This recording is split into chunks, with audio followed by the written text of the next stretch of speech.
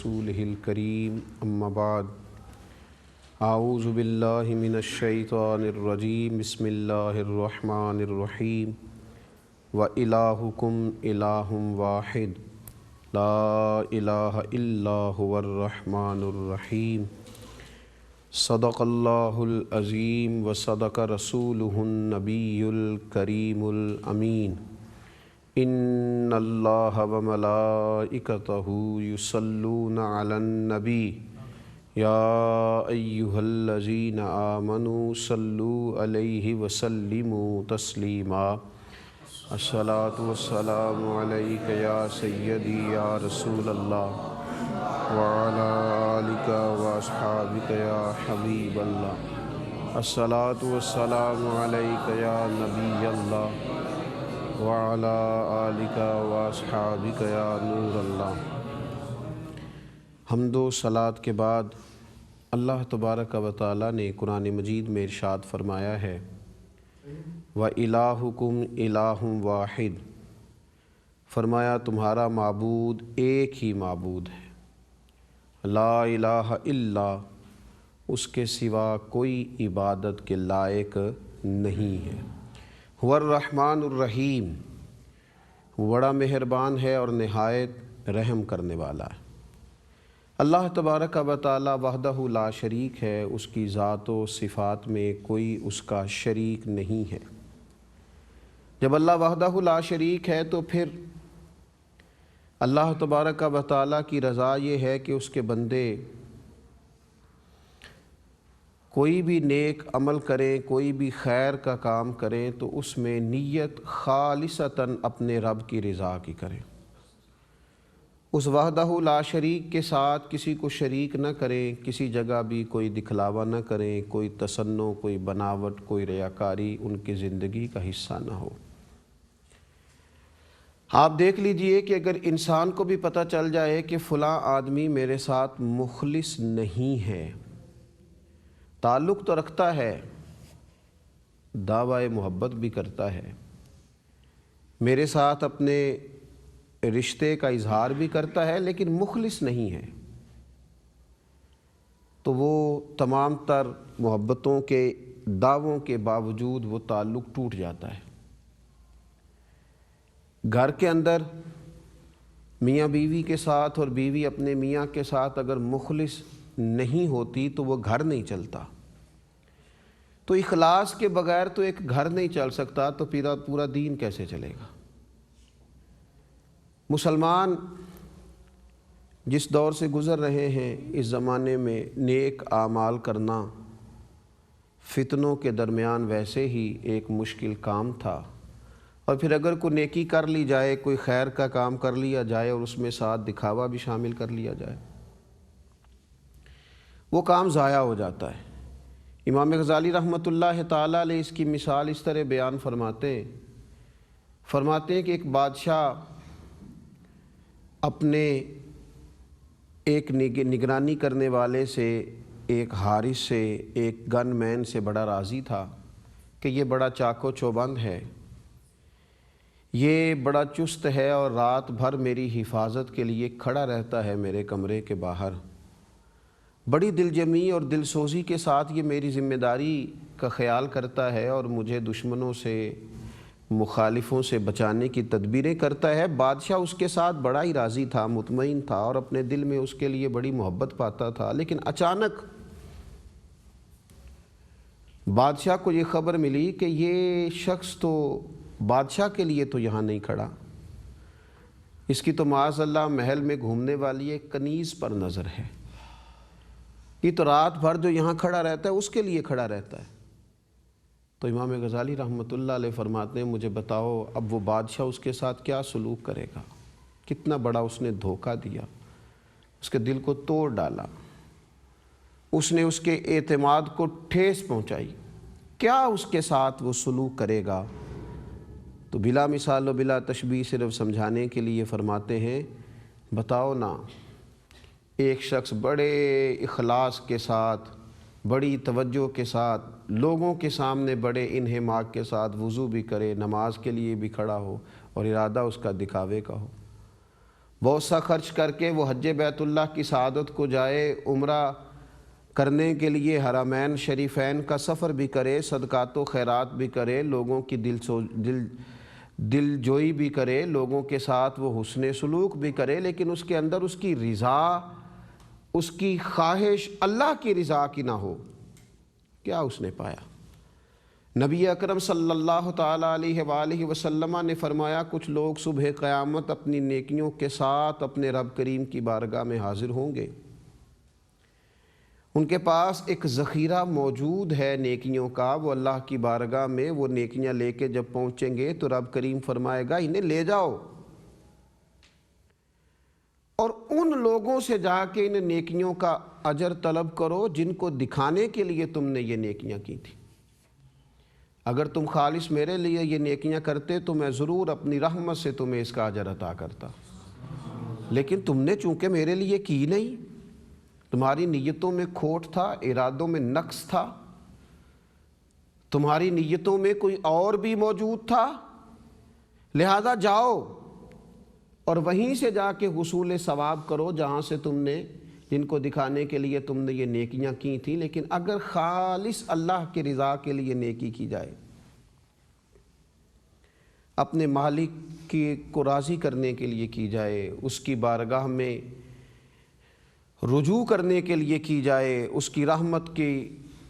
امید رکھتے ہوئے خیر کی جائے، تو پھر عمل اگرچہ تھوڑا بھی ہو، پھر اس کے اندر اگرچہ مقدار کے لحاظ سے وہ کم بھی ہو، تو حضرت سیدنا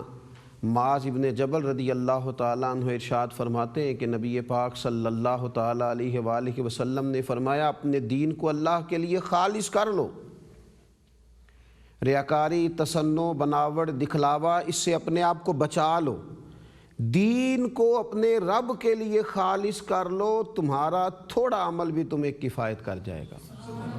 دنیا اور آخرت میں تمہارے لیے خدا کی رحمت کا باعث بن جائے گا، لیکن شرط یہ ہے کہ تم خالص کر لو اپنے اعمال کو، اپنے رب کے ساتھ اپنے دین کو خالص کرو، ریاکاری سے، بناوٹ سے، تصنع سے بچو، اپنے معاملات اپنے رب کے ساتھ ٹھیک کرو۔ جب یہ چیزیں پیدا ہو جاتی ہیں، جب ان چیزوں کا حصول ممکن ہوتا ہے، تو ایک فائدہ یہ بھی ہوتا ہے کہ اللہ تعالیٰ پھر دل کو قرار بھی عطا کرتا ہے، پھر انسان کے لیے نیکی کرنا آسان بھی ہو جاتا ہے، پھر وہ بڑی ساری آزمائش سے، بڑی ساری ٹینشن سے، بڑی ساری پریشانی سے ویسے بھی بچتا ہے، اس کے لیے اللہ تبارک و تعالیٰ آسان کر دیتا ہے خیر کرنا۔ تو نیک اعمال فقط اللہ کی رضا کے لیے۔ اب اگر کسی ذہن میں یہ خیال پیدا ہو کہ چلے اللہ کی رضا بھی میرے پیش نظر ہے، اور اگر تھوڑی سی میری دنیا میں بھی شہرت ہو جائے، بھائی ایک تو یہ ہے کہ خود بخود ہو جائے، آپ چاہ نہیں رہے تھے، آپ کا ارادہ نہیں تھا، آپ کے اندر یہ خواہش نہیں تھی کہ لوگوں کو پتہ چلے، اللہ تبارک و تعالیٰ نے فضل کیا۔ آپ دیکھیے نا، بڑے بڑے نیک لوگ جو ہیں وہ بڑی بڑی شہرت بھی رکھتے ہیں، بڑے بڑے صالحین ہیں اور ان کا بڑا مقام بھی ہے، صحابہ کو دیکھیے، اہل بیت کو دیکھیے، سب سے بڑھ کر انبیاء کرام علیہم السلام کو دیکھیے، اللہ نے ان کو بہت ساری شہرتوں سے، بہت ساری برکتوں سے بھی نوازا، لیکن خود بخود اگر ہو جائے تو پھر معاملہ الگ ہے۔ حضرت ابو ہریرہ رضی اللہ تعالیٰ عنہ نے عرض کیا تھا کہ یا رسول اللہ صلی اللہ تعالیٰ علیہ وسلم، میں نیکی کا کام کرتا ہوں تو لوگ میری تعریف کرتے ہیں،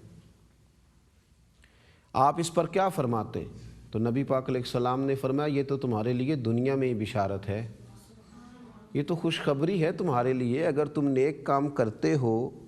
اور لوگ اس پر تمہارے لیے خیر کی گواہی دیتے ہیں تو یہ اچھی بات ہے، لیکن اگر اللہ تعالیٰ کے فضل سے ایسا خود بخود ہو جائے، چاہت نہ پیدا کی جائے، خواہش نہ پیدا کی جائے، اور اگر کوئی پیدا کرے تو اس پر بھی حضرت سیدنا ابو امامہ رضی اللہ تعالیٰ عنہ سے روایت ہے کہ نبی پاک علیہ السلام کی خدمت میں ایک شخص آیا تھا اور اس نے عرض کی یا رسول اللہ صلی اللہ تعالیٰ علیہ وسلم، اگر کوئی شخص اللہ کے رستے میں جہاد کرنے کے لیے نکلا اور اس کی نیت ثواب کی بھی ہے کہ اللہ مجھے اجر دے گا، اور ساتھ شہرت کی بھی نیت ہے کہ لوگ مجھے بہادر جان لیں گے، مجاہد سمجھ لیں گے، میرا نام بھی ہو جائے گا، دونوں ارادے پائے جاتے ہیں، تو عرض کی اس کے لیے بھی کچھ ثواب ہے؟ تو رسول اللہ صلی اللہ تعالیٰ علیہ وسلم نے واضح لفظوں میں فرمایا اس کے لیے کوئی ثواب نہیں۔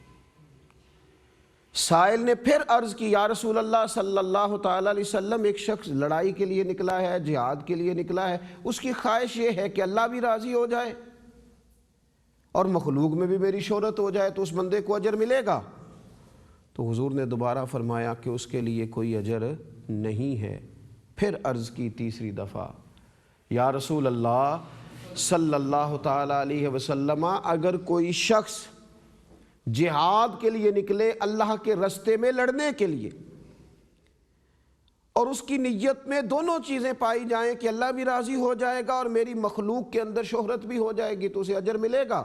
تو تیسری مرتبہ بھی حضور نے انہی لفظوں کے ساتھ فرمایا اس بندے کو کوئی اجر نہیں ملے گا۔ اجر اس شخص کو ملے گا، اجر اس شخص کو نصیب ہوگا جس میں خالصتاً نیت اپنے رب کو راضی کرنے کی ہوگی۔ اچھا، جب بندہ مخلص ہو جاتا ہے نا تو تعمیر شخصیت بھی ہوتی ہے۔ یہ جو ریاکاری ہوتی ہے یہ بنیادی طور پر اداکاری ہوتی ہے۔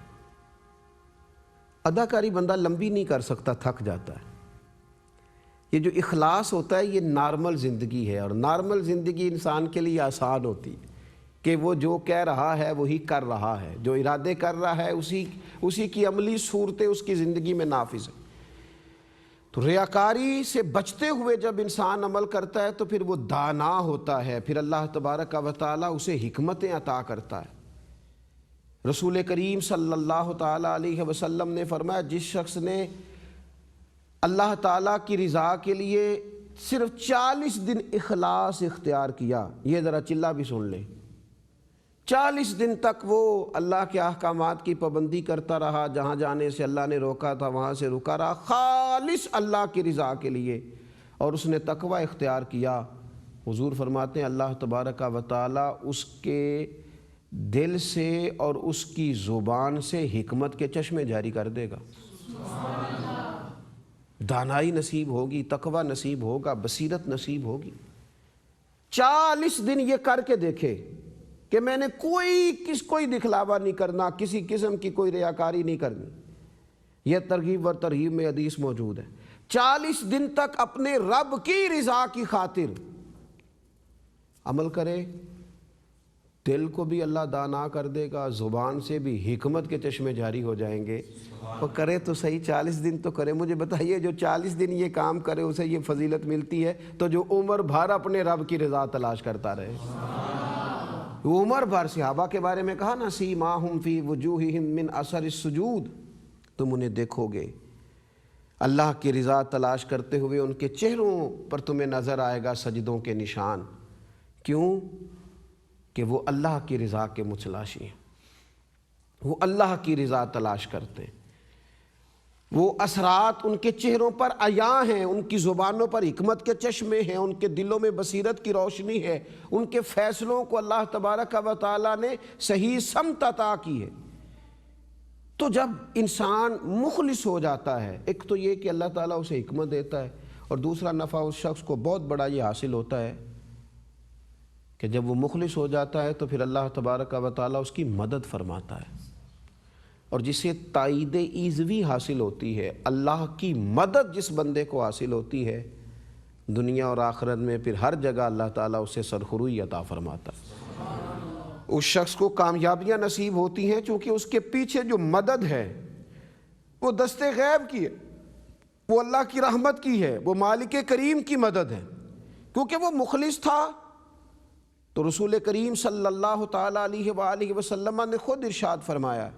حضور علیہ الصلوۃ والسلام فرمانے لگے اللہ تعالیٰ اس امت کی مدد اس کے کمزوروں کے سبب فرماتا ہے، اس کے ضعیفوں کے سبب فرماتا ہے، دعاؤں کے سبب فرماتا ہے، نمازوں کے سبب فرماتا ہے، اور فرمایا جب لوگ مخلص ہو جاتے ہیں تو پھر اللہ تعالیٰ ان کی مدد فرماتا ہے۔ ضعیف، کمزور، نمازیں، دعائیں اور اخلاص، یہ وہ 5 چیزیں ہیں جن کے سبب سے اللہ اس امت کی مدد فرماتا ہے۔ دعا کریں کہ رمضان شریف کے اندر اتنی بڑی عبادات ہیں، صدقات ہیں، خیرات ہیں، تلاوتیں ہیں، اللہ تعالیٰ ان میں اخلاص پیدا کر دے، اللہ تعالیٰ ریاکاری کے شائبے سے بھی امت کو محفوظ فرمائے۔ وما علینا الا البلاغ۔